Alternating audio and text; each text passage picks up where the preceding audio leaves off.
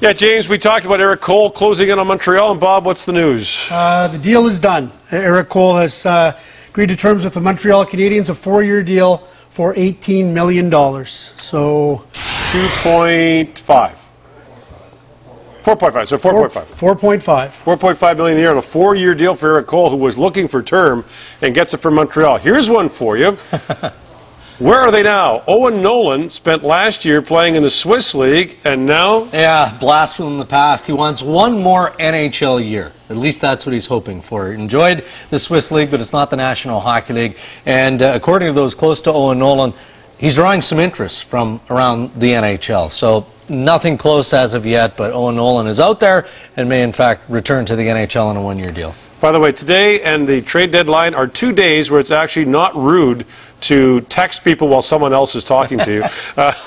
Roman Hamrlik, 2 years, $7 million with the Washington Capitals. So Hamrlik, a 2-year deal at $3.5 million per year, goes to the Washington Capitals. And of note, and Pierre can chime in on this, Roman Hamrlik always played very well against Alexander Ovechkin. And it's one thing the Caps noticed about Hamrlik.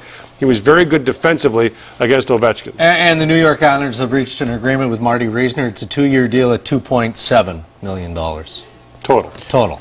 Yes. Yeah. So that's $1.35 million. There we You are. got to be careful with these totals and per year. James? And quickly, Washington becomes a huge player on this day. Halpern comes back to Washington. They signed Joel Ward and Roman Hamrlik, so that was $19 million spent over the course of those deals in the span of just a few minutes. And plus, they got that first and second rounder from Colorado in the deal for Semyon Varlamov. Okay, Erik Cole, though. Let's focus on Erik Cole in Montreal. Those are big numbers. But Montreal needed a guy who could score some goals. And they needed size. Mike talked about it before, so did Darren. I think this addresses a size issue or lack thereof for the Montreal Canadiens. That's a positive, especially when you consider you're getting Pacioretty back as well. That's another big forward for them. So while the Montreal Canadiens might have a lot of small forwards, getting Erik Cole brings him a big body who can skate. The only question I have for you, Mike, is who's going to play the role of Eric Staal for Erik Cole? Because Montreal does not have anybody close to that. Well, that is a bit of a problem in Montreal because it's a bit of a battle to see who gets to play with Thomas Plekanec because he's their #1 creative offensive centerman. Mike Camilleri likes to be up there. Giunta likes to be up there. Kostitsyn likes to be up there. And then Scotty Gomez in that second hole. But Erik Cole brings the size that Montreal needed. Straight line player, big body, gets to the front of the net. Exactly what they need. Maybe he fits in a little bit with Lars Eller.